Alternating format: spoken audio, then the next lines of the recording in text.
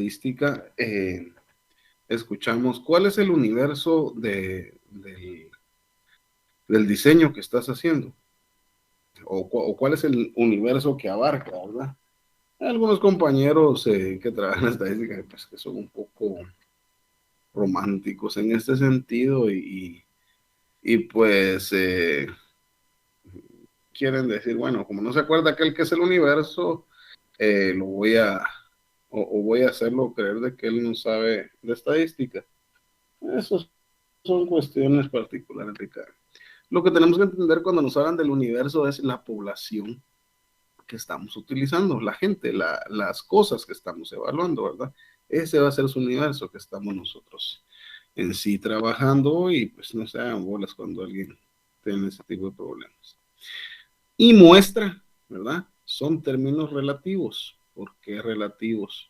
Dice, la población que es el conjunto, y se los puse en negrita aquí para que lo tengan claro, es el conjunto de elementos, sujetos, objetos o indicadores que presentan determinada característica o propiedad en común.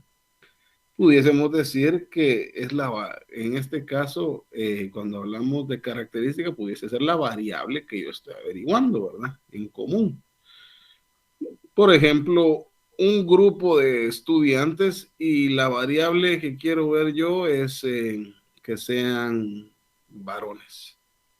Entonces ya vi yo que en una aula la mayoría de la población son varones. Entonces mi variable va a ser que sean de sexo varón. Y pues en base a eso yo hago mi muestra, mi población, ¿verdad? Para hacerles brevemente como que lo vayamos encajando. Que el investigador quiere analizar al realizar la investigación. O sea, todo esto está en base a que nosotros estamos buscando un porqué de algo y por eso vamos a investigarlo o vamos a analizarlo también, ¿verdad? O sea, no solo es de recopilar datos, sino que la recopilación de datos tiene un porqué. ¿Y cuál es ese porqué? La respuesta a un problema.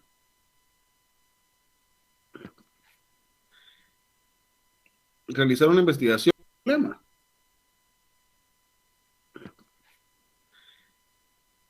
Realizar una investigación y que satisface un conjunto predeterminado de criterios establecidos para la investigación. Es decir, son los casos investigados. ¿Verdad?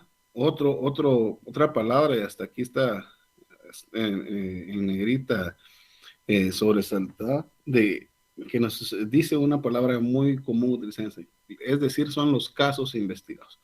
¿Cuántos casos investigaste o cuál es el número de casos, etcétera? Que pueden ser personas, animales, registros de cualquier tipo, muestras de laboratorio, etcétera. ¿Por qué les coloco esto? Porque a veces estamos tan familiarizados y mecanizados con una palabra que decimos, bueno, población es el grupo de personas que... No. Población puede ser un grupo de personas, animales, registro de algo, las muestras de algo, el conjunto de objetos de algo. Esa es la población estadísticamente hablando. Pero que son siempre elementos que comparten que una determinada característica predefinida por el investigador, que es lo que nosotros vamos a estar evaluando y tomando datos, en base a la cual se agrupan en una determinada población. Bueno, entonces, el investigador debe definir precisamente los criterios que permitan decidir. O sea, ya nadie me escribió. Supongo que se ve bien. Sí se ve la presentación. Si pudiera compartirnos, vamos a ver. Buenas noches, sí se ve bien la presentación. Saludos de Jocotán. Gracias, Gerson, por sus mensajes. Y Alison y Edwin. Muchas gracias por estar atentos a la clase.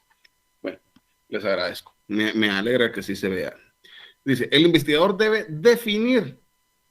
Y quiero que no piensen que esas palabritas puestas con negritas fueron al alzar. No, tienen un porqué. Entonces quiero que vayan poniendo atención y en base a eso ustedes pueden ir haciendo su resumen, tomando notas para después ustedes estudiar, ¿verdad? El investigador debe definir precisamente los criterios que permitan decidir ante cada caso o elemento. Y de ahí si pertenece o no a la población investigada, ¿verdad? Primero debo yo definir si lo que yo estoy investigando y al grupo que estoy investigando, si todos encajan o no todos encajan.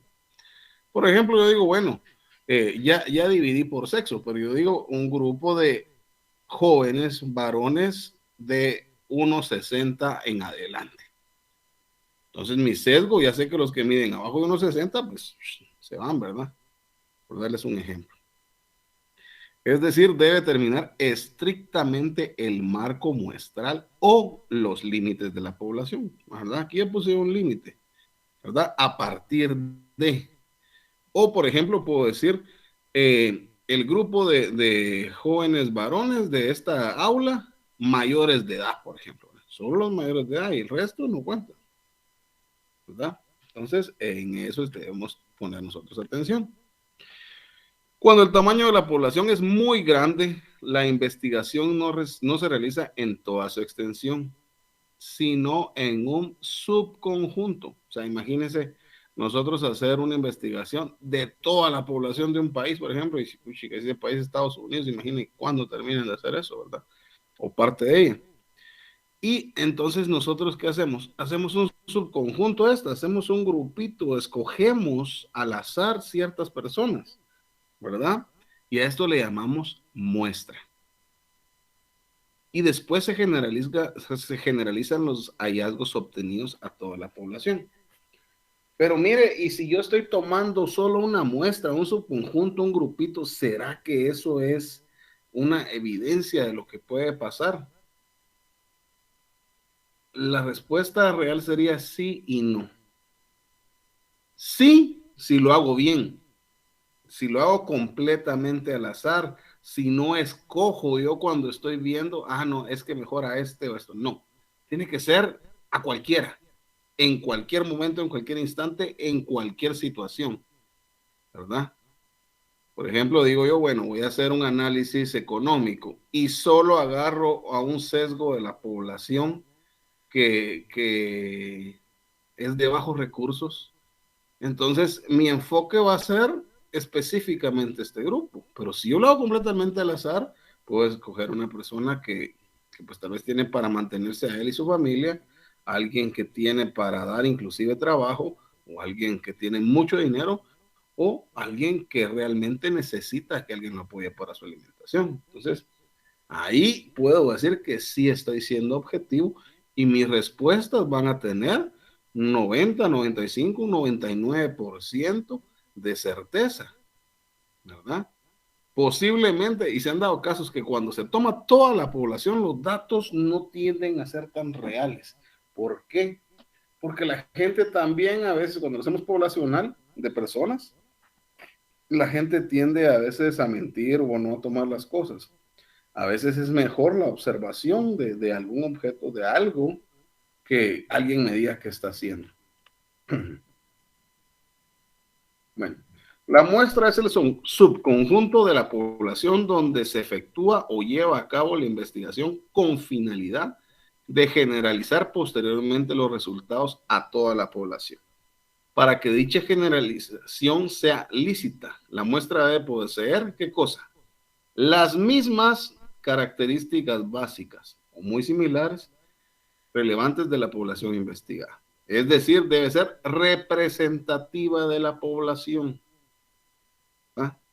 Supongamos, bueno, yo voy a hacer una muestreo al azar y voy a una comunidad donde solo hay una persona que no tiene vivienda, por ejemplo, y casualmente a ella voy a analizar, no estoy buscando los datos similares, porque puede ser que todos vivan en una vivienda, pero la mayoría rente.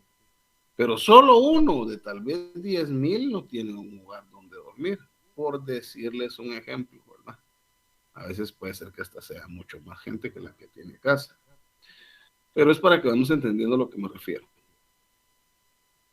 son las que se relacionan o pueden relacionarse con el fenómeno investigado.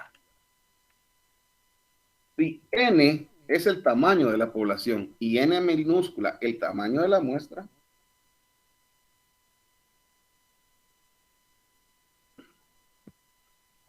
siendo N suficientemente grande. Entonces, por ejemplo, si yo digo la población de X municipio es de 15,000 personas y N es el tamaño de la muestra, bueno, van a ser 100 personas, siendo N suficientemente grande, puede extraerse un cierto número de muestras distintas del tamaño N.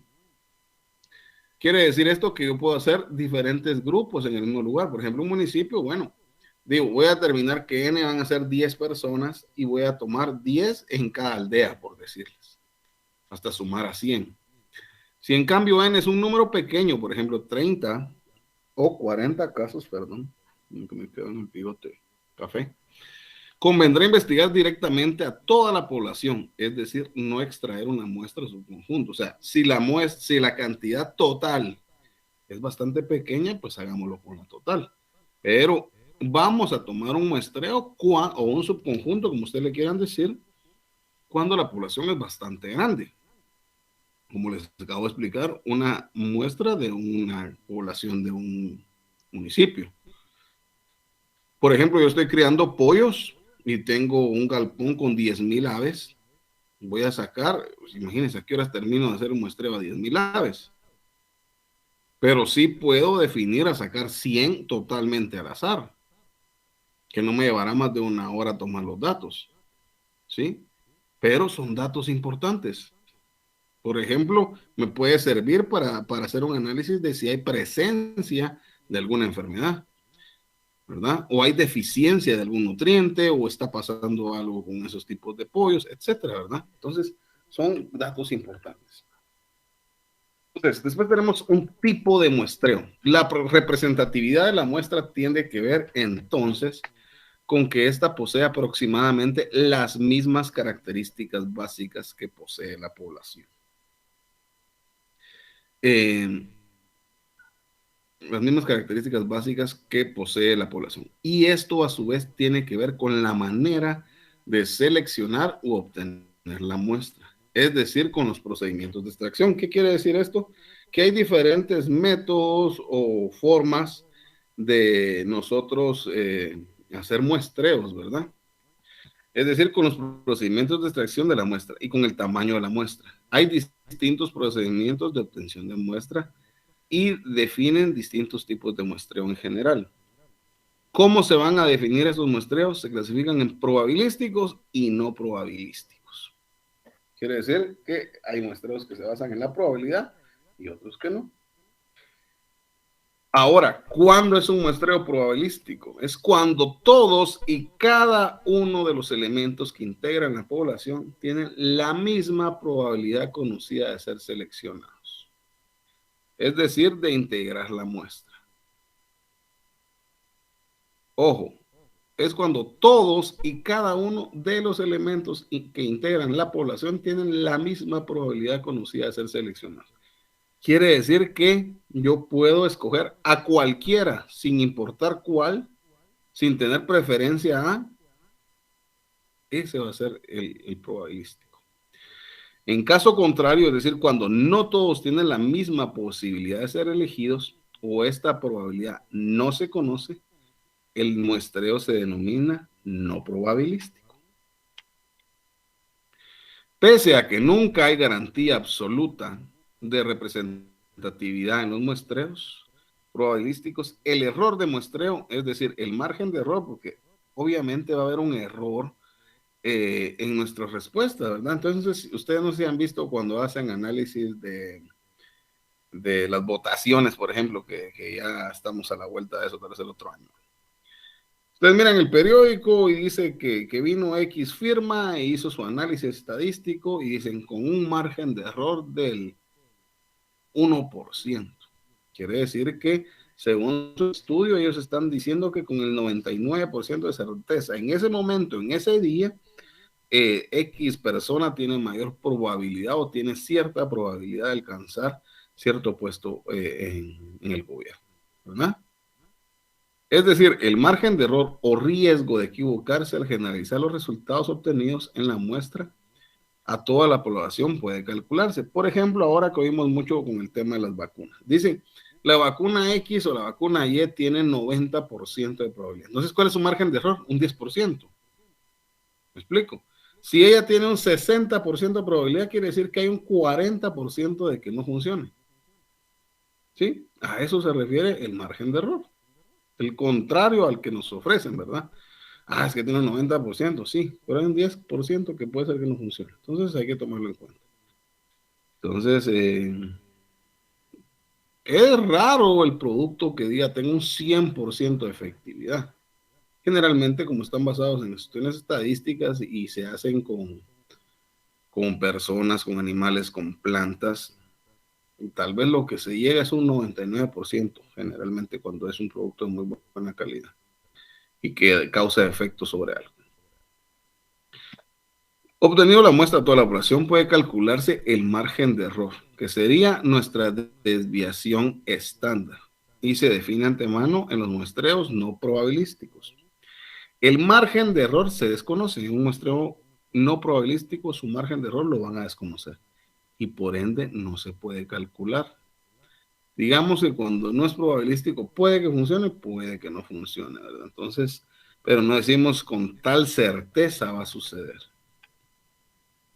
Las ventajas que presenta la obtención de muestras son las siguientes. La investigación se realiza en menos tiempo y con menos costos. ¿Por qué en menos tiempo? Porque no es lo mismo ir a investigar a 10,000 personas que a 100 personas. 10,000 personas me puede ser que me lleve más de un mes. 100 personas posiblemente con un grupo de trabajo bien hecho lo hago un día. Y con menos costos. Es lo mismo. No es lo mismo pagar un día de trabajo que pagar un mes.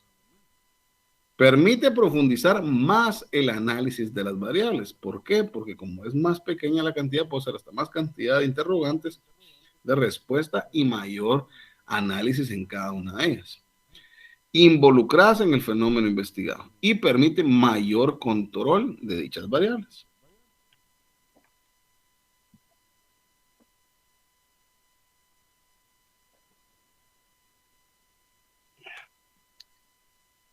Unidad de observación y de muestreo.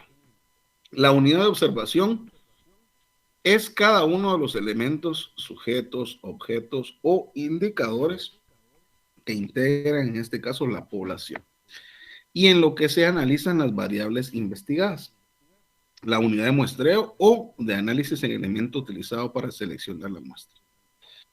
Es decir, cada uno de los elementos que integran la muestra. Por lo general, la unidad de observación, en este caso, hasta está en paréntesis, poblacional, y la unidad de análisis, que será la muestral, ¿verdad? La muestra. Son la misma. Pero hay casos en que no. Si desea investigar, por ejemplo, el maltrato familiar de las menores y no hay modo de seleccionar directamente las unidades de opción, o sea, los menores maltratados, se seleccionan las unidades de análisis, los hogares o casos donde habitan los menores maltratados, para poder llegar a ellos, ¿verdad? Entonces, supónganse que no logramos llegar directamente a la variable que estamos analizando, pero indirectamente sí podemos obtener cierta información en el entorno a ella, ¿verdad? Por eso está aquí el ejemplo de los menores con maltratos, que no, a veces no podemos llegar directamente a ellos, pero sí a sus hogares, a sus escuelas, personas cercanas, donde está, donde rodean a estos niños maltratados, ¿verdad? Pasos de la investigación. Para efectuar eficazmente una investigación hay que definir estricta y concretamente la población en función del problema, los objetivos, las hipótesis, las variables y el tipo de investigación, especificando las unidades de observación y las unidades de análisis, cuando ambas no coinciden. Hay que asegurarse que la muestra sea representativa. Es decir, que posea las mismas o similares características principales que posee toda la población y que el investigador debe conocer en relación al fenómeno investigado, para lo cual hay que definir el tamaño de la muestra, ¿verdad? Entonces, para definir el tamaño de la muestra existe una fórmula y decidir el procedimiento de la selección o extracción de la muestra, lo que determinará a su vez el tipo de muestreo. Ese es otro tema. ¿Qué tipo de muestreo voy a hacer? Por ejemplo, yo les he estado hablando aquí al azar, pero ¿cuál es el muestreo al azar? ¿Verdad? Muestreo al azar es donde nosotros tenemos una población y yo escojo a cualquiera. Digo, bueno, aquí hay 10,000 personas, pero voy a escoger a 10. Y no me va a importar que si ese es el bajito, que si es el alto, que si este tiene ojos claros, no, nada. Es parejo. Yo simplemente voy a caminar y digo, bueno, este. Y durante menos homogenizado esté el grupo, va a ser mejor calidad. Por ejemplo, por casualidad yo vengo y digo, bueno, voy a agarrar 5 de estos 10,000 o de estos 1,000. Pero eran 5 amigos que estaban en un grupo, va a ser menos realista mi respuesta. Yo debería haber escogido a uno. Porque posiblemente este grupo puede ser familiares, amigos, X, Y, que no me van a dar respuestas idóneas, sino que me van a dar cualquier cosa que coincida entre ellos, más no me va a dar una representatividad de la población como tal. Hay básicamente dos tipos de muestreo, ¿verdad? Probabilístico y no probabilístico. El muestreo de tipo probabilístico es donde todas y cada una de las unidades de observación poblacional tienen la misma probabilidad conocida. Pues dicha probabilidad se puede calcular estadísticamente de ser seleccionadas e incluidas en la muestra como unidades de análisis. Utiliza procedimientos de selección de tipo aleatorio, ¿verdad? O sea, va a escoger totalmente al azar, es decir, por azar. El muestreo de tipo no probabilístico, en cambio, utiliza mecanismos de selección intencionales, es decir, en base a algún criterio predefinido por el investigador, según los objetivos o finalidad de investigación. Por ejemplo, puedo decir, yo voy a hacer un no probabilístico de las personas que tienen, ¿qué les digo yo? Voy a hacer un estudio no probabilístico de delincuentes de un área. Y mi mente me dice que las personas que tienen ciertas características en su forma física o en su ropa, me van a indicar que estos pueden ser mareros o pueden ser delincuentes.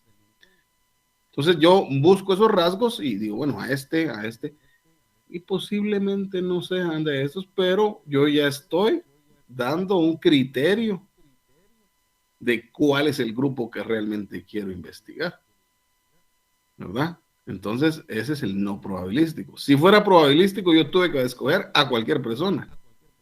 Y posiblemente una persona que no tenía las cualidades que yo estoy mencionando, sí sea el delincuente, pero como es una no probabilística, yo me estoy basando en un criterio.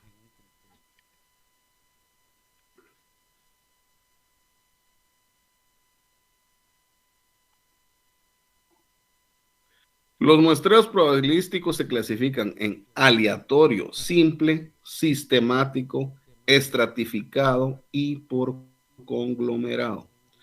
Los muestreos no probabilísticos se clasifican en accidentales, por conveniencia o comodidad, por cuotas, intencionales o deliberados, en base a pautas tales como casos extremos, casos intensos, casos típicos, casos de máxima variabilidad, de mínima variabilidad, casos críticos en base a criterios específicos de informantes clave. Por ejemplo, aquí yo le puedo mencionar una situación que yo analicé una vez de una persona que trabajaba en el Estado, estaba haciendo en el Estado Mayor, estaba haciendo su tesis para coronel, algo así. Entonces él mencionaba y se basaba en ciertas personas de una región del país que eran más violentas. Se basaba en nosotros los orientales, que porque andaban armados. Pero desde ahí su análisis era no probabilístico, porque él no le estaba dando la pauta de hacer un análisis general a nivel nacional. Él hizo un sesgo a lo que él se imaginó. Entonces, él ya se vio violentado, vulnerabilizado, porque una persona andaba armada con el arma que se le observa a otra persona que simplemente la carga escondida, la saca, mata gente o asesina o roba, que lo vemos generalmente en áreas de la ciudad o en ciudades, ¿verdad? En zonas rojas que les dicen. Entonces, ahí la diferencia, ¿verdad? Un análisis probabilístico o no probabilístico, ¿verdad? Ahí estoy basándome yo en lo que yo veo y creo, más no le estoy dando la pauta a analizar el entorno total, ¿verdad? Para poder aplicar un procedimiento de selección y extracción muestral aleatoria, es requisito previo que la muestra sea probabilística. El azar estricto exige que todos los elementos a seleccionar tengan las mismas probabilidades conocidas de ser elegidos. Esto implica que todas las muestras posibles del mismo tamaño que la muestra elegida eventualmente puedan ser seleccionadas, es decir, tengan la misma posibilidad de ser elegidas. Entonces, cuando vemos un muestreo simple, aleatorio, es el primer tipo de muestreo probabilístico y se denomina aleatorio simple. Cada uno de los elementos, unidades de la población, tienen aquí la misma probabilidad conocida de ser seleccionada. Y esto se logra mediante la selección al azar de dichos elementos. Se confecciona primero un listado numerando correlativamente todas las unidades de la población, donde lo denominamos el marco muestral, otro término clave, por eso está entre corchetes, marco muestral, para lo cual es necesario previamente haber definido correctamente la población. Es decir, haberla delimitado de un modo estricto y concreto. Se determina luego usando las fórmulas usuales el tamaño de la muestra, lo que implica también definir el margen de error o desviación estándar y su nivel de confianza, deseados para generalizar los resultados de la investigación de la muestra a toda la población. Posteriormente se procede a seleccionar el número calculado de unidades mediante cualquier procedimiento aleatorio, por ejemplo, por sorteo, rifa, tabla de números aleatorios, etc. La ventaja del muestreo aleatorio simple es la simpleza de su procedimiento y el bajo costo. Por la desventaja es de que este método no puede usarse cuando la población es demasiado o potencialmente infinita, o no es posible confeccionar el listado numerado de todas las unidades, es decir, el marco estructura muestral, además dependiendo del tamaño de la población. Puede tornarse de un método muy lento en general. El muestreo aleatorio simple se usa cuando la población no es demasiado grande, cuando las unidades pueden listarse numerosamente y cuando la muestra no es excesivamente grande. Entonces, también tenemos aquí el muestreo sistemático. El sistemático es también un método probabilístico aleatorio que exige la confección del marco muestral, es decir, el listado numerado de elementos. ¿Qué ventajas presenta respecto del muestreo aleatorio simple? Evita el riesgo de que la muestra pierda representatividad o quede sesgada por la existencia de algún tipo de regularidad o periodicidad en la población que el investigador no conoce. Este tipo de muestreo consiste en obtener el número de selección sistemática y se denota por la letra K, dividiendo el tamaño de la población, que recordemos N es el tamaño de la población total, por el tamaño calculado de la muestra, N. Entonces decimos nosotros que nuestro número de selección sistemática va a ser K, que va a ser igual al número total de muestra dividido el N de la muestra, de la muestra que vamos a hacer, la población menos la muestra, dividido la muestra. Determinar el número de selección periódico que se utiliza sistemáticamente para escoger cada unidad de observación hasta completar la muestra. Luego se decide por sorteo por cuál número natural menor o igual que K se inicia la selección. y así completar la muestra. Supongamos que la población N es de 100 personas, o 100 unidades, o 100 cosas, y la muestra van a ser 25 unidades. Por ende, K va a ser 100 dividido 25, que vendría a ser 4. Colocamos 4 papelitos con los números 1, 2, 3 y 4 en un recipiente y elegimos uno al azar. Por caso, el número 3, por ejemplo. El primer elemento o unidad muestral será el que esté numerado en tercer lugar, es decir, el elemento número 3 del listado. El siguiente será el elemento cuyo número resulta de sumar el número de elemento anterior, sería 3, con el número de selección sistemática, 4, es decir, el número 7. El siguiente será 7 más 4 nuevamente, sería 11, porque dijimos que lo íbamos a dividir entre 4, ¿verdad? Por eso sale ese 4 ahí. Y así sucesivamente hasta completar la muestra, es decir, hasta elegir 25 unidades. Entonces tenemos de 3, cuando escogimos de 1, 2, 3, 4. Dijimos 3 más 4, 7. De 3 a 7. De 7 a 11. De 11 a 15. De 15 a 19. De 19 a 23. De 23 a 25. ¿Verdad? Hasta elegir las 25 unidades. Con este procedimiento, el último elemento elegido será un número menor al tamaño de la población. En nuestro ejemplo, la sucesión sería para A igual a 3, K igual a 4 y N igual a 100 y N minúscula igual a 25. Entonces ahí están, miren, 3, 7, 11, 15, 19, 23, 27, 31, 91 hasta llegar a 99 y nuestro último número sería el 100, ¿verdad? Este último número, 99, es menor que 100, que es el tamaño de toda la población. Entonces aquí podemos nosotros contar 1, 2, 3, 4, 5, 6, 7, 8, 9, 10, 11, 12, ¿verdad? 13, 14, 15, hasta llegar a 25 submuestras. Si nosotros observamos esto, para eso nos sirve.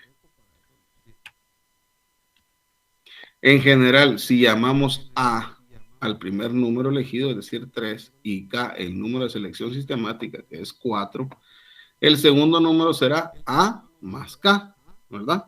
Es decir, 7. El tercero, A más 2K, 11, y así sucesivamente hasta llegar al número mayor, ¿verdad? Entonces la fórmula me queda A más, paréntesis, N menos 1, multiplicado por K. Es decir, 3 más 25 menos 1, 24. Por 4 serían 96 más 3, 99, ¿verdad?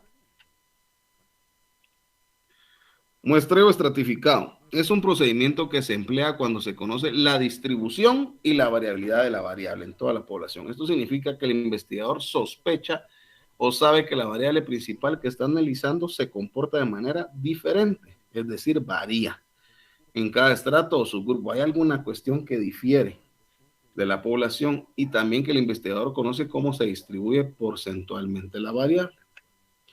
Este procedimiento se aplica cuando la población no es homogénea, ¿verdad? Hay variaciones muy raras pues aunque cada estrato o subgrupo sea internamente homogéneo, los estratos son heterogéneos, o sea, diferentes entre sí. Cada estrato se configura o conforma en base a alguna variable que el investigador supone relacionada con el fenómeno investigado, pues sospecha que este fenómeno se comportará de modo diferente en cada estrato así constituido. Por ejemplo, un investigador está analizando la relación entre las variables hábitos de estudio, ¿verdad? El que están haciendo ustedes, y el nivel de aprendizaje, ¿verdad? Si el investigador sospecha que la variable hábitos de estudio se comporta de manera diferente a la variable de nivel socioeconómico, porque supone acertadamente o no que los alumnos de bajo nivel socioeconómico tienen menos hábitos de estudio que los alumnos de elevado nivel socioeconómico. Y podría formar 3 estratos o subgrupos en la población total. Por ejemplo, alumnos de bajo nivel socioeconómico, alumnos de nivel medio y alumnos de alto nivel. Una vez dividida esta población en estratos o subgrupos, tomaría una muestra de cada estos, ¿verdad? O sea, ya dividimos por estratos económicos, ahora vamos a hacer una submuestra de cada, denominada submuestra, para estudiar la relación entre las variables hábito de estudio y nivel de aprendizaje logrado de cada estrato, para finalmente establecer una comparación en los distintos subgrupos y arribar a una conclusión general o global. Nótese que la estratificación es artificial en el sentido de que tal agrupación no está dada de un modo natural en la realidad, sino que el agrupamiento en estos estratos es una decisión teórica del investigador y podría haber hecho otra estratificación también. Cuando se habla de una variabilidad de la variable principal, se refiere a un comportamiento diferencial de la variable por estrato. Ahora veamos, nótese que si el universo o población fuera homogéneo, es decir, que la variable hábitos de estudio se comportara de la misma manera en toda la población, hacer estratos no tiene sentido, porque ahí estamos viendo directamente los hábitos de estudio. Además, no es conveniente estratificar la población en base a demasiadas variables. O sea, ahí estamos dividiendo y volviendo a subdividir. Puede ser que generaría muchos estratos y esto complicaría innecesariamente el análisis y crearía cruces de variables. Entonces, posiblemente mi resultado no sea muy... yo digo, es que lo voy a dividir acá y lo vuelvo a dividir acá y lo vuelvo a dividir acá y según yo esto me va a hacer un resultado más importante. No, está comprobado de que no, ¿verdad? A veces ir directo al grano, como en este caso, el hábito de estudio, puede ser una respuesta más específica que subdividirlo en estratos. Una vez que el investigador divide la población en estratos, debe obtener una muestra de cada estrato, utilizando cualquiera de los procedimientos aleatorios, que pueden ser azar, simple o sistemático. O sea, es decir, dividido el universo en un subgrupo, cada estrato considera como si fuera una población en sí misma, de tamaño más reducida, de la cual se extrae una muestra. La distribución de la variable se refiere al hecho de que el investigador conoce cómo se distribuye la variable en estudio. Por ejemplo, el hábito de fumar más de 20 cigarrillos diarios en la población total, porque sabe mediante encuestas que en una región determinada el 70% de los pobladores fuma esa cantidad de cigarrillos y el 30% no. Una vez definida esta población y determinados los estratos según la distribución y variabilidad de la variable principal investigada, el investigador debe obtener ¿qué? Una lista numerada de las unidades de análisis o elementos que componen cada estrato. A continuación debe decidir si desea aplicar un muestreo proporcional o no proporcional. Y pues le quise dar un poquito rápido acá porque era bastante información. Y esto, pues, de alguna manera es como un repaso de estadística, pero es importante para entrar a lo que continúa en el curso y pues lo veo importante que lo estemos viendo. Entonces, preguntas que van a trabajar, de un concepto de qué es población. Pregunta 2, de un concepto qué es una muestra estadística. Tercera pregunta, ¿a qué se llama unidad de observación o de muestreo? ¿Qué es muestreo probabilístico? Cuarta pregunta. Y una quinta, ¿qué es un muestreo estratificado? Y yo estaría con ustedes concluyendo el día de hoy. Hasta acá. Y agradeciendo a los que se conectaron. Pasen una feliz noche, feliz día. Y espero que hayan visto las preguntas y que hemos entendido más o menos a qué nos referimos estadísticamente con todo esto, para poder ya entrar más de lleno ya a problemas de probabilidad y estadística que vamos a ir viendo. Entonces nos seguimos viendo. Feliz noche, bendiciones.